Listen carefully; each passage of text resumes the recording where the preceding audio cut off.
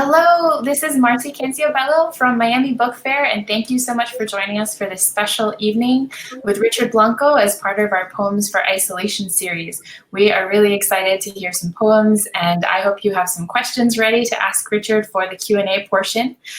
Just a quick housekeeping note, there is an Ask a Question button at the bottom of your screen for Crowdcast. You can drop a question in there. You can also upvote the question if someone has asked the same question you have that you'd like to ask. I will be monitoring the chat as well, and I can pull questions from there, so no worries, you can ask questions either way. You can also purchase a copy of Richard's book at any time through the Books and Books link. It's a green link at the bottom of your screen. So in terms of logistics, that's all you need to know. Sit back and enjoy the show. It is my great pleasure to first of all give a shout out to Books and Books, our partner who also provides the books. They're our local independent bookstore.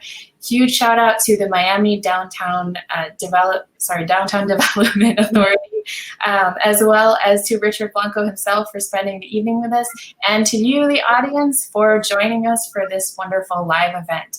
I'm going to turn it over to Senior Marketing Manager for Miami Downtown Development Authority, Kim Hills, to say just a few words. Hold on just one moment. Well, good evening, everyone. Just a nice quick welcome from virtual downtown Miami. Happy to have you all here, and even more excited to hear Richard Blanco. So thank you Miami Book Fair for having us. And now let the show begin.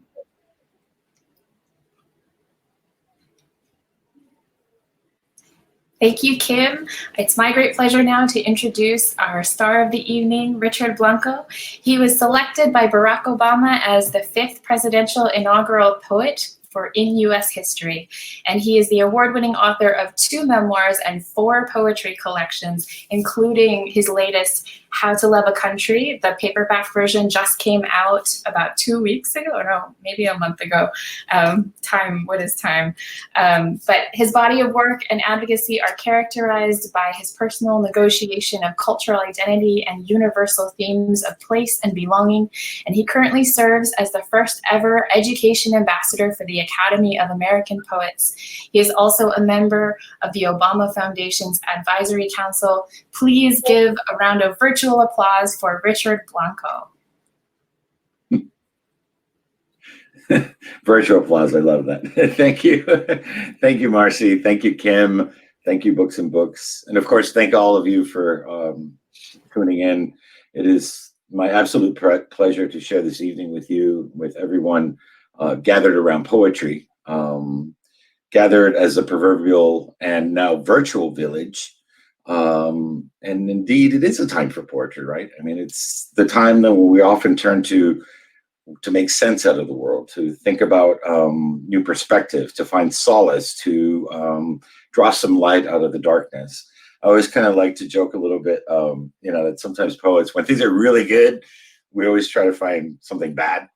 and when things are really bad, we always try to find something good. So hopefully there's some really beautiful stuff that will come out of this evening. One of the amazing things that I've found about poems is that they seem to have multiple lives, right? It's the gift that keeps on giving. Much like poetry, much like song, poetry's DNA is in song. And so when we read a poem again, even our favorite poems that we read 20 years ago, when we read a poem again, somehow it brings something new to us. And part of that is that we ourselves have changed, the world has changed, something has happened, but poetry is sort of sort of eternal in that way. It always gives us a sense of newness. And so in times like this, when things have changed, we turn to poetry as well. I found that's even true, I think, even again in my own work. As I like to say, my poems are smarter than I am. They keep on teaching me about myself, about my world, about the very things I'm writing about. They somehow, years later, I'll read them like, oh God, that's what I was thinking. Or that was the other layer, or the deeper layer of what I was thinking. Long after I've written them. And that's certainly the case with the few poems that I want to share with you tonight, which are from the most recent book, as Marcy had mentioned, How to Love a Country. Originally, I intended those poems to sort of focus mostly on sort of the social political divide in our country and whatnot, and they still do. But now, as you'll hear, hopefully, given our current crisis, there's another added dimension, another understanding that's even coming to me now. So hopefully this will just be sort of fodder for some great questions and some great dialogue and whatnot as we proceed through the evening. This first poem I want to share was originally conceived as a plea of sorts to break down those sort of social political stereotypes that we have of each other, to assert our humanity in some ways, to regain some measure of empathy for each other and compassion for each other in the midst of what was this, 2016 divide, right? And to recognize not our sort of independence, but to recognize our interdependence, which according to Buddhist teachings, right, there's 3 layers or 3 levels, or I don't know what you might want to call them, but there's dependence, independence, and interdependence. And this speaks to something beyond independence. And originally it spoke to the idea of our democracy, of coming together as one, as our motto says, e pluribus unum, out of the many one. But now, of course, in what we're facing now, it has shown us just how much we are interdependent, and has made us perhaps, I don't know, realize all those things and people and services that we've taken for granted, and sort of have learned to reappreciate them and truly understand that the world functions because of everybody's role in it, right? So yeah, that's this poem. It's interrupted by lines of the Declaration of Independence as a way of sort of subverting that. And it's called Declaration of Interdependence. Such has been the patient sufferance, where a mother's bread, instant potatoes, milk at a checkout line, where her 3 children pleading for bubble gum and their father, where the 3 minutes she steals to page through a tabloid, needing to believe even stars' lives are as joyful, are as bruised. Her repeated petitions have been answered only by repeated injury. Where her second job, serving an executive absorbed in his Wall Street Journal at a sidewalk cafe shadowed by skyscrapers, where the shadow of the fortune he won and the family he lost, we are his loss and the lost. Where a father in a coal town who can't mind a life anymore because too much and too little has happened for far too long. A history of repeated injuries and usurpations, where the grit of his main street's blacked out windows and graffiti truths, where street in another town lined with palm trees, at home with a Peace Corps couple who collect African art, where their dinner party talk of wines wielded picket signs and burned draft cards, where what they know, it's time to do more than read the New York Times, buy fair trade coffee and organic corn. And every stage of these oppressions, we have petitioned for redress. With a farmer who grew that corn, who plows into his couch as worn at his back by the end of the day, where his TV set blaring muse having everything and nothing to do with the field dust in his eyes, or his son nestled in the ache of his arms. We're his son. We're a teenager who drove too fast or too slow, talked too much or too little, moved too quickly but not quick enough. With the blast of the bullet leaving the gun, with the guilt and the grief of the cop who wished he hadn't shot. We mutually pledge to each other our lives, our fortunes, and our sacred honor. We mutually pledge to each other our lives, our fortunes, and our sacred honor. We're the dead. We're the living amid the flicker of vigil candlelight. We're in a dim cell with an inmate reading Dostoevsky, where his crime, his sentence, his amends, we're the mending of ourselves and others. We're Buddhists serving soup at a shelter alongside a stockbroker. We're each other's shelter and hope. a widow's 50 cents in a collection plate, and a golfer's $10,000 pledge for the cure. We hold these truths to be self-evident. We hold these truths to be self-evident. We're the cure for the hatred caused by our despair. We're the good morning of a bus driver who remembers our name, the tattooed man who gives his seat up on the subway. We're every door held open with a smile when we look into each other's eyes, the way we behold the moon. We are the moon. We are the promise of one people, one breath declaring to each other, I see you. I need you. I am you.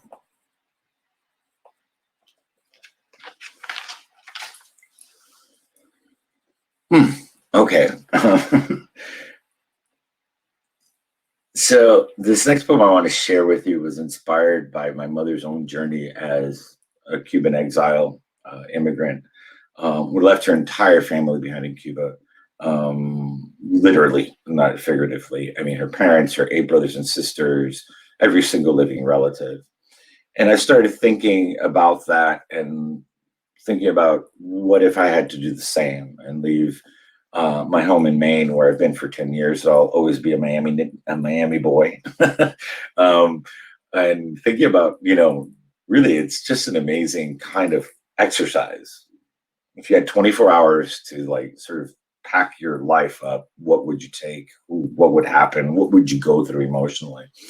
Of course, this poem kind of reads ironically a little bit now, because now that we are home, now that we're stuck at home, it feels like a kind of exiled in the reverse, right? We're kind of like, okay, I feel I'm at my house, but I still feel sort of oddly estranged from the rest of the world because the rest of the world is cut off from me. So it's kind of a contradiction in terms, this idea of being exiled at home.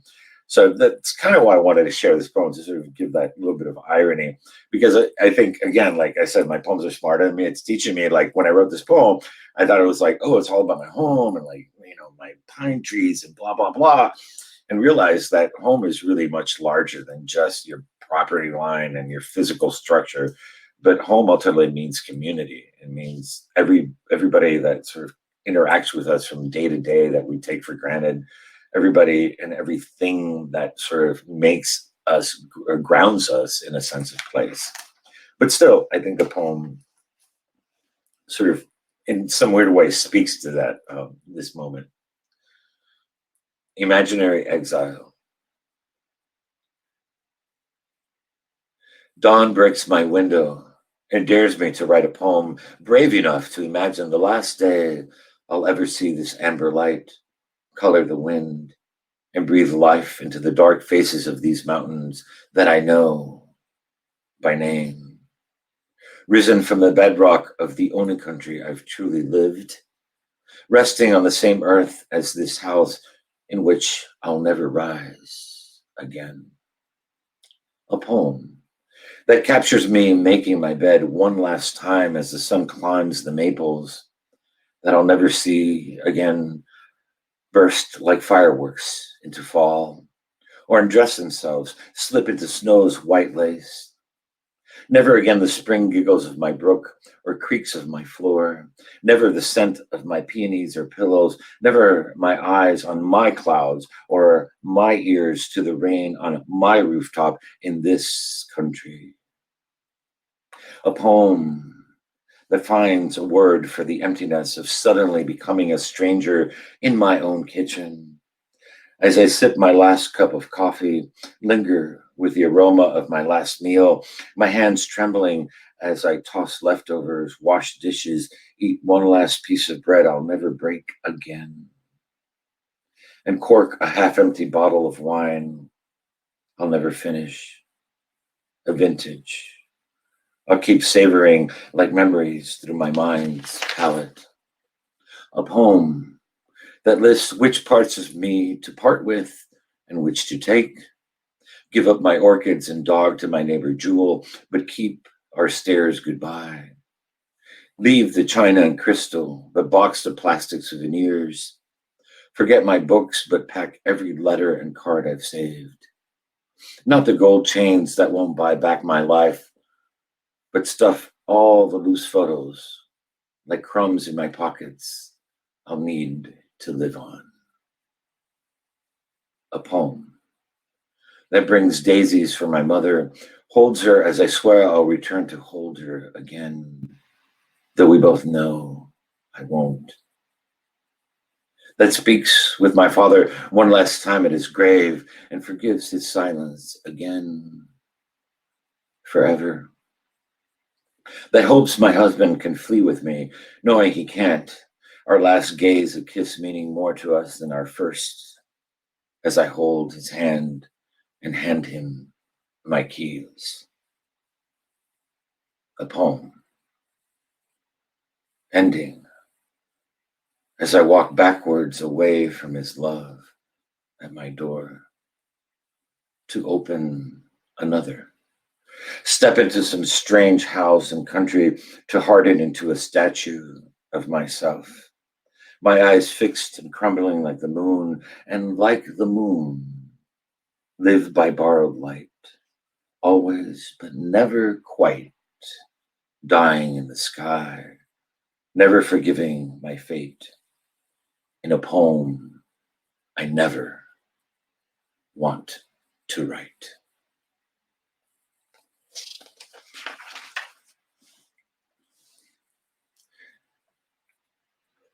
So this third poem, and then we'll open up to question and answer. I originally wrote thinking again about political divisions, but also trying to borrow this metaphor from nature, from the natural world, and thinking about specifically about clouds and what that can offer us as a way to reimagine our coexistence.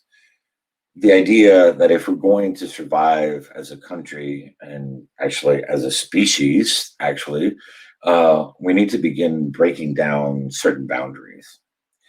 Now, for a very different cause and for a whole other necessity, we indeed need to come together. And that's what we're finding, right? Viruses have no boundaries or borders. There's no passports to viruses. We're realizing in some unexpected way how poets try to see the silver lining in some things, but in some expected way, how the world is truly, really interconnected and interdependent. There is really only one country, the Earth, right? And there is really only one race, the human race. Cloud Anthem.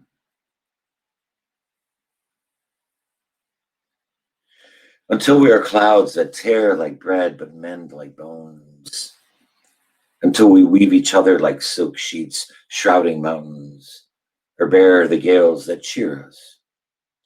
Until we soften our hard edges, free to become any shape we imagine, a rose or an angel crafted like paper mache by breezes, or a lion or a dragon like marble chiseled by gusts. Until we scatter ourselves into pebbles of gray puffs, then band together like stringed pearls. Until we learn to listen to each other, as thunderous as opera or as soft as a showered lullaby. Until we truly treasure the sunset, lavish it in mauve, rust, and rose. Until we have the courage to vanish like sails into the horizon, or be at peace, anchored still. Until we move without any measure, as vast as continents or as petite as islands, floating in an abyss of virtual blue we all belong to. Until we dance tango with the moon and confront the jealous stars falling. Until we care enough for the earth to bless it as morning fog. Until we realize we're as muddy as puddles, as pristine as lakes, not yet clouds. Until we remember we're born from rivers and dewdrops. Until we are at ease to dissolve as wispy showers, not always needing to clash like godly yells of thunder. Until we believe lightning isn't our right, to ground. Though we can collude into storms that ravage, we can also sprinkle ourselves like memories until we tame the riot of our tornadoes, settle down into a soft drizzle, into a daydream. Though we may curse with hail, we can absolve with snowflakes. We can die valiant as rainbows and hold light like blood in our lucid bodies. We can decide to move boundlessly without creed or desire until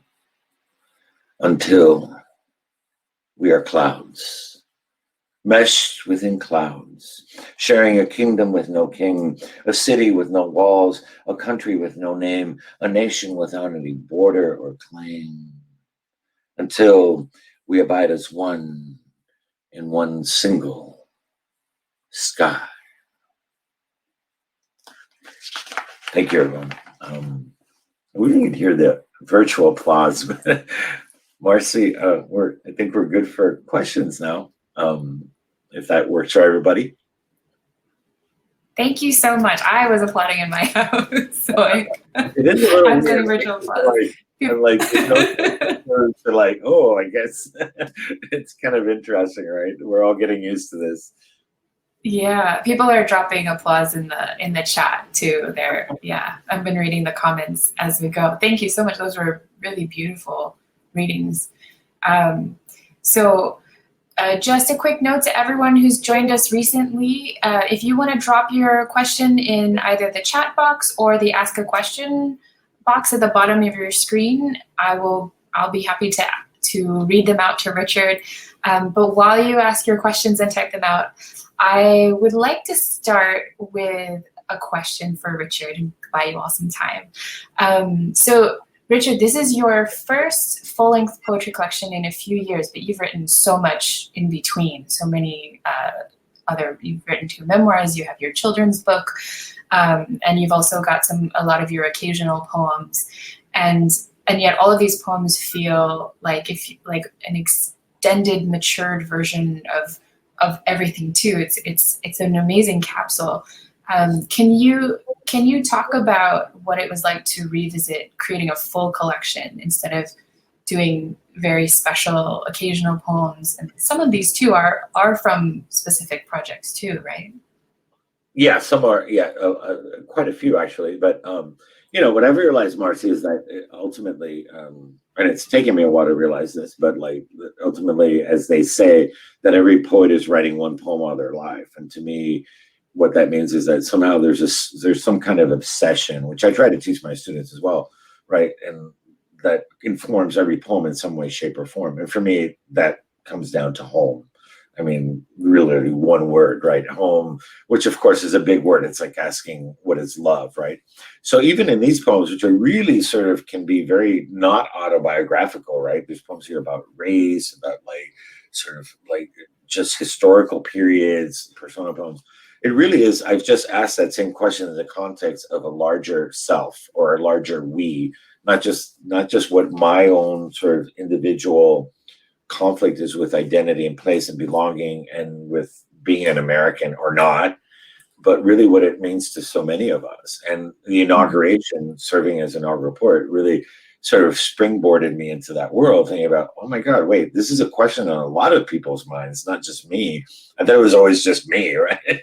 And so all the poems sort of have, in a way, this is a terrifying book because it was like, in a way, I'm not writing necessarily always about Miami or about palm trees or about Cuba or about, but still, I think I'm asking the same question. I still think I'm writing, in a way, the same kinds of poems, which have to deal with the essence of the primordial sort of idea of what is home, right? So that's always, and thank God, because I think it came right at the right time. It was like I had sort of not exhausted, but I was like, what's the next thing about home that I need to explore? I had explored it in many contexts, and now here was a different kind of context, right? A larger, more inclusive, more oracular sense of thinking about home and place and identity, and a more global sense as well. That makes a lot of sense. So E is asking a question: who are the poets you turn to for inspiration and comfort?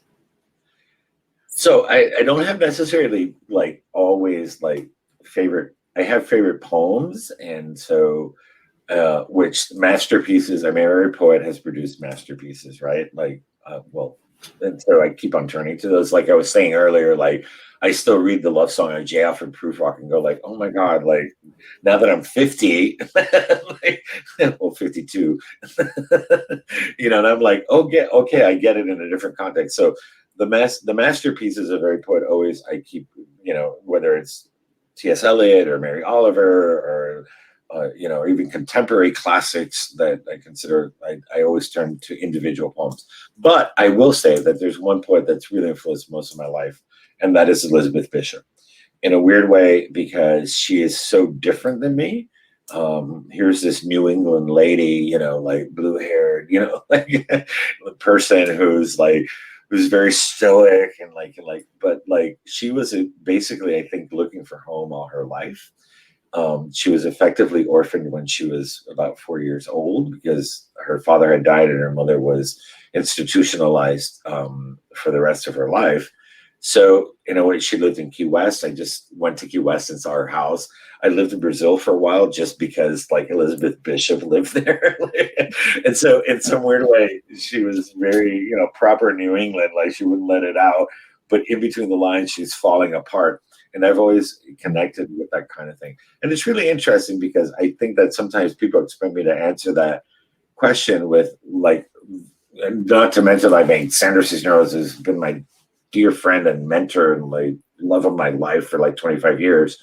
And it's not to say that I discount that, but also it's really interesting when you see your own life reflected in somebody else's life or work that is not supposed to be there.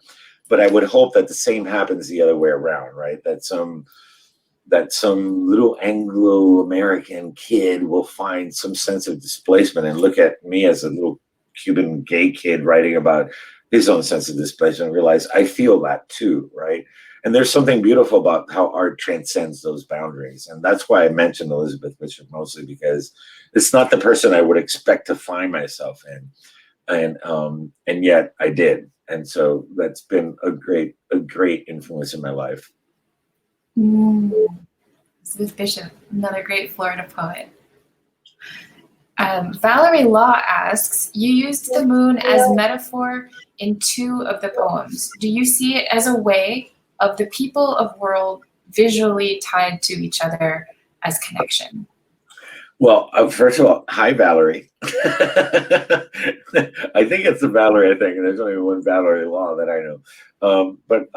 Well, here's the thing, like, so nature, right, when we talk about home, right, so nature is the ultimate universal home, right? We all belong to home in some place.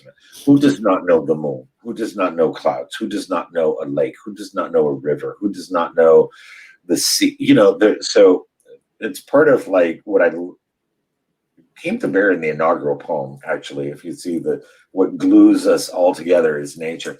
And so I think not just me, but all poets sort of turn to nature in some ways as always thinking about a way that all cultures can connect and all sort of experiences can connect, because nature is primordial. It is who we all are. But that being said, and I know Valerie is like my kin from South Florida, you know, like there's stuff about Miami that I still like love. Like I just love how the clouds in Miami, like clouds make it into my poems a lot because they're like so high. Like now that I'm in Maine, I'm like, why are the clouds so low? You know? But also the clear moon and the clear moon on one of those nights in Miami Beach. I won't get into that any further, but but you know what I mean. Just nature in a weird way in Miami is really prevalent in its own way. And so I'm obsessed with moons, with stars, clouds, the sea. I mean, there's like sea imagery, like palm trees, like it's just insane. So yeah, Val, I think partly it's my own sort of personal iconography of imagery, right? but it's also that nature brings us all together. Mm.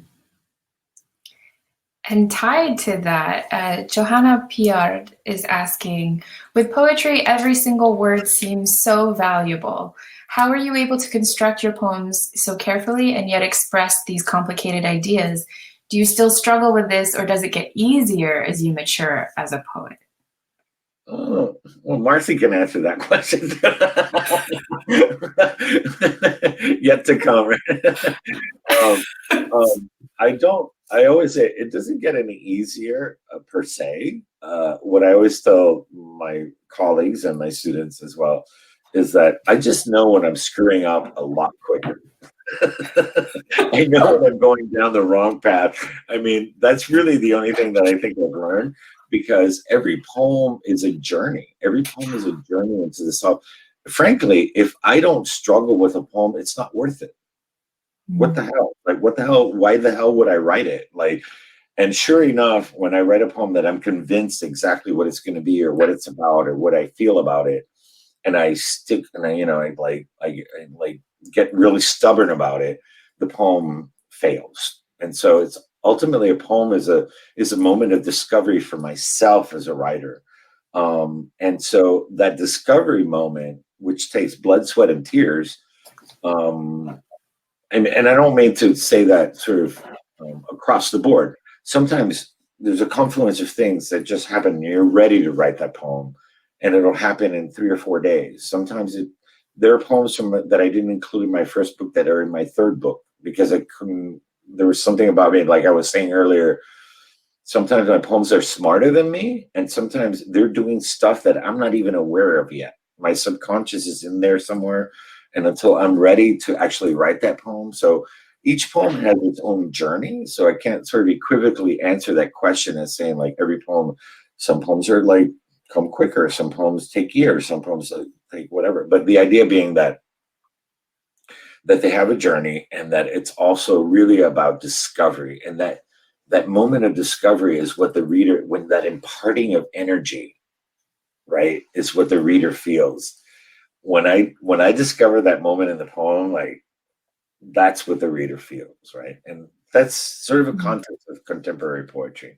But it's a great question. I just think, it's also there's a simple answer and a not so simple answer. The simple answer is like every poem is different. The not so simple answer is that it's really, really a complex going into the self. And so, but it's not easy. And I say for the writers who know this, the non-writers, I want you to know that, it doesn't fall from the sky. As I said at the beginning, really every poem, the only is a journey. And the only thing I know is like when I'm going down the wrong path, that's what I've learned.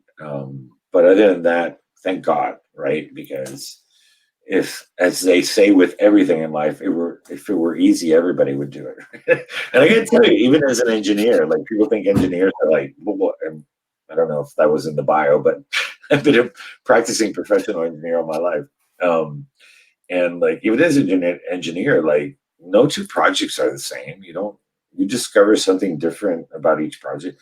All are human, of being a parent, being a son, being a daughter, being whatever. Everything is a journey and a discovery process. And that's what poets are just kind of trying to mimic in their own words, just looking at the world, their life, and letting you in on that discovery, like sort of just holding a hand out and saying, me too.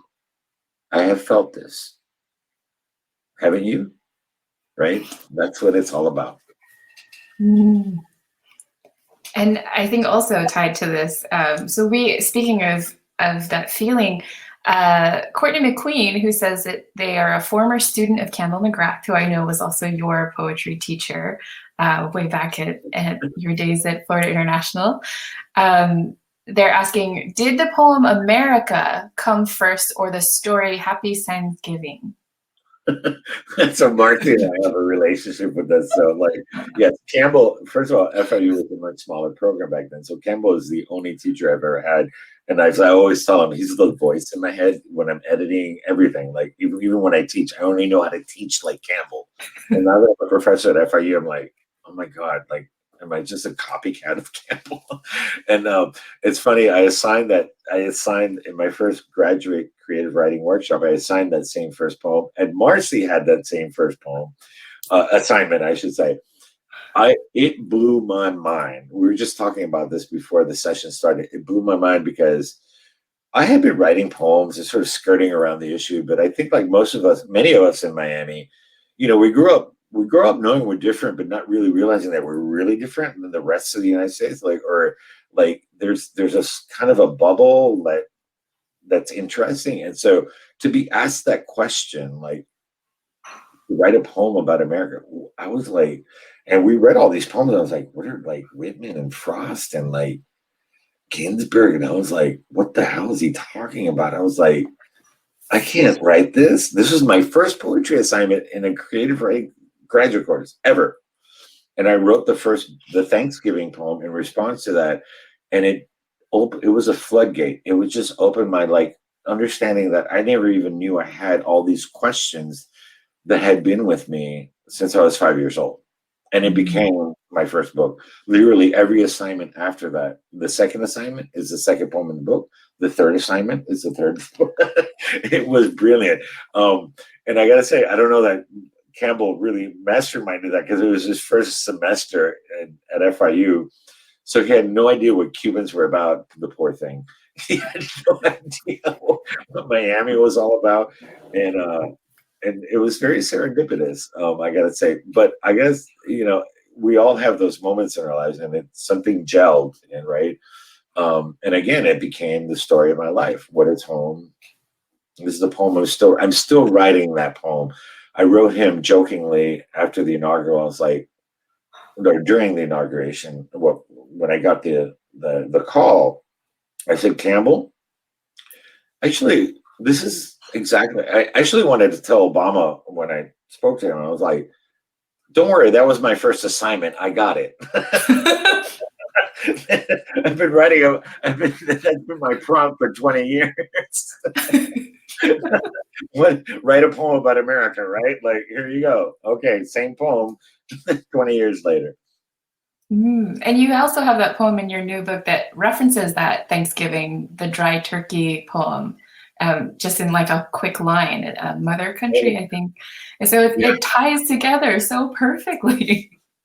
Yeah, the turkey and Thanksgiving, which is the quintessential sort of American, because I don't know, Latinos in general, I don't know about other cultures, but Latinos in general, there's no sort of equivalent with the Indians and the Mayflower and the whole thing. We're like, what is this? What are we supposed to do? Like, we know how to kill a pig, and roast it, but we don't know what is this turkey thing. So it's funny. It's like this like real cultural clash that teaches you as much about yourself and your own given culture as much as the culture that which your parents have adopted or that you're trying to adopt. True. It looks like we have time for 2 more questions that I'm going to pull. One question from Aubrey is, it's when I leave home that the idea of it becomes clearer. Do you ever have to travel or step away from your familiar environment to write? That's a great, very interesting question, because I've noticed that throughout my career as a writer, is that I can't write about a place while I'm actually there. So like and I don't know where that comes from. I think in general, there's this idea of, that you need to process stuff. Like I was saying, like sometimes you just need distance from work, and you need to, when you're revising something, you need a little space, and the poem might not be ready for 3 years from now. But it is interesting. And I don't know if it's the influence of being an exile or a child of exiles or an immigrant, that this idea of that we're steeped in nostalgia and memory, But it is hard for me to write about something that's actually happening while it happens. Ironically, I've been thrust into this, not thrust, but gladly accepted this idea of writing poems about current events and stuff. And it's become a new way of thinking about a poem. I don't have to have that distance. But traditionally, yes, I've always had that space. Even I didn't know how much I would started writing more about Miami when I left Miami. When now that I'm in Maine, I write and I'm now a full-time professor at FIU. I write more about Maine. It's really weird, but I think it just speaks to the nature of the art that kind of distance sometimes helps you to give perspective. Not as a rule, but it does happen. Yes. Mm. And the last question is from Hilda Alvarez Strang. Do you ever write in Spanish? Wow, that's a good. Yeah, so I do. Looking for the Gulf Motel, which was the collection before last, was translated into Spanish. I do write in Spanish, but only when. So when I go to Cuba or Spain or a Spanish-speaking country, I start eventually thinking in Spanish, and it takes about 3 days, and I start being inspired in Spanish, and so I start writing in Spanish. But I know I'm not. So this is a deep question because nobody is truly there's very few people that are truly bilingual because science has shown us that we just switch. We assign different parts of our brains to that language. And so it's not like you can always be bilingual.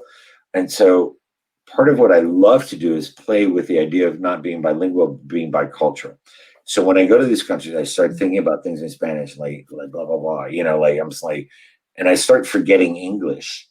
I literally start forgetting words in English. And I start like, mira la árboles, qué lindo, or whatever. So, but what I like to do is start a poem in Spanish, translate it line by line into English, change it in the English, reverse translate it into Spanish, then translate it again into English. And so I present those poems in my books, at least 1 or 2 in every collection, that is really a poem that is co-created in both languages. And you'll never know that because it looks like a literal translation, but the process of it is really the bilingual mind or the bicultural mind trying to negotiate what is the best way to say exactly what I want in both languages.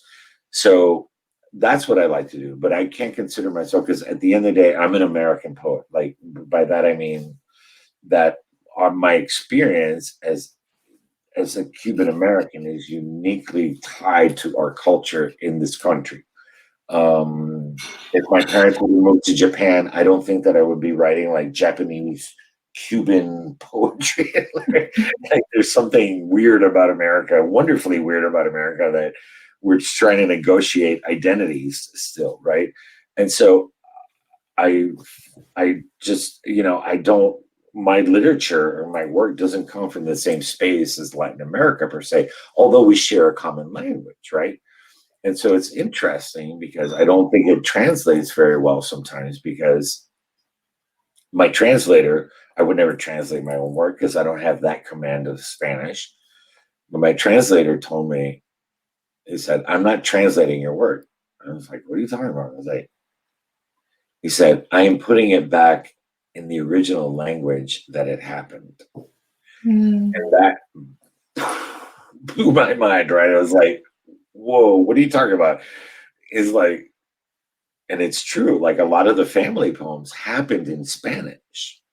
And so he would ask me, I'm just, so my work was a translation of an experience that happened in another culture and another language that only I had access to, right?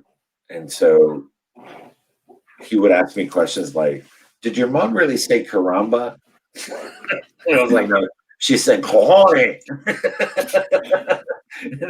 And then he would translate it that way, because I was like, it's hilarious. And like with the memoir, which has a lot of dialogue, I'm thinking, as a translator, my parents speak English, peppered with Spanish.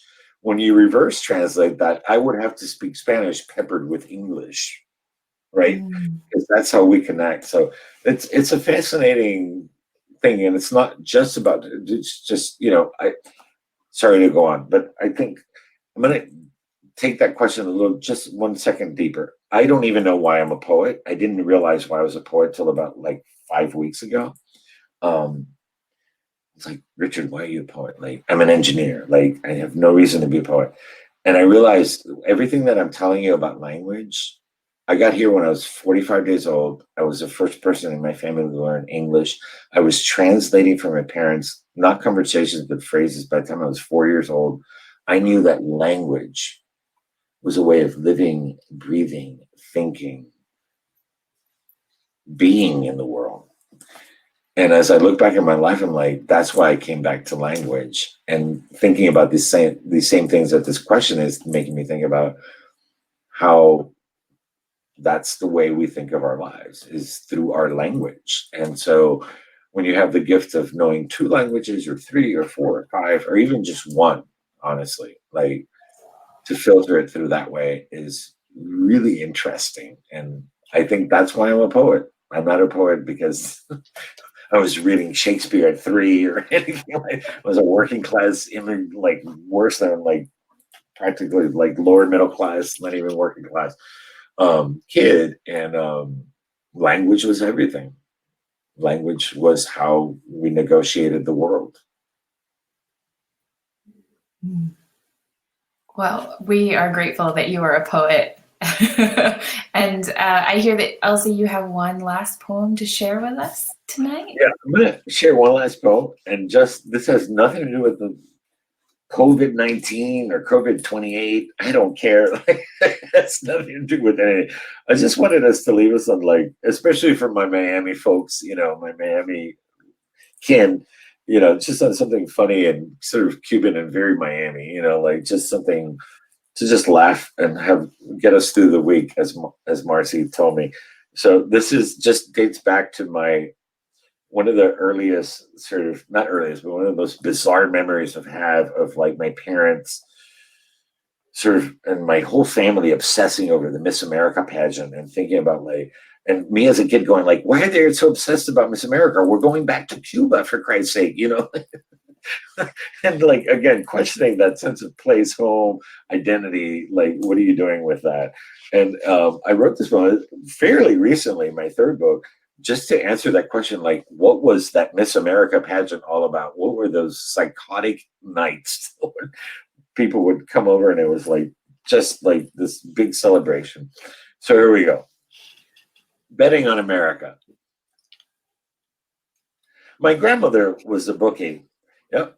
Set up at the kitchen table that night, her hair in curlers, pencil and pad jotting down $2 bets, paying 5 to 1 on which Miss would win the crown that year.